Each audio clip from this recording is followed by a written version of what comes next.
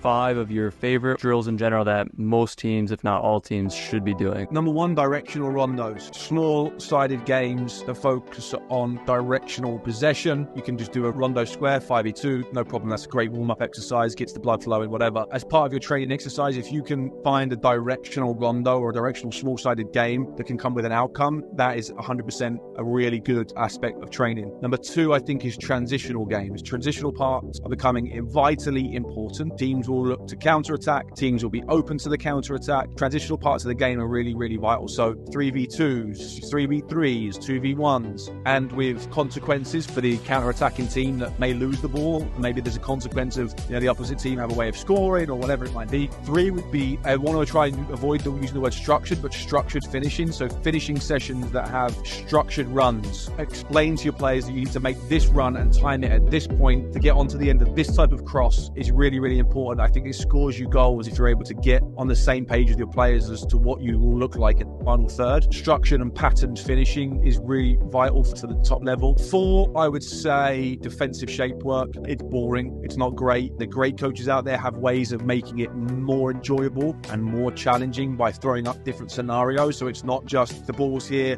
what do we all look like? The ball's over here, what do we all look like? Positional defending and pattern work, I think, is really important. Then 5, I think, is some form of small-sided game, or 11v11 if the position calls for it. You've got to let it flow. You've got to let them enjoy that part of the training session. And I think it's just really important that players get to compete every day as well.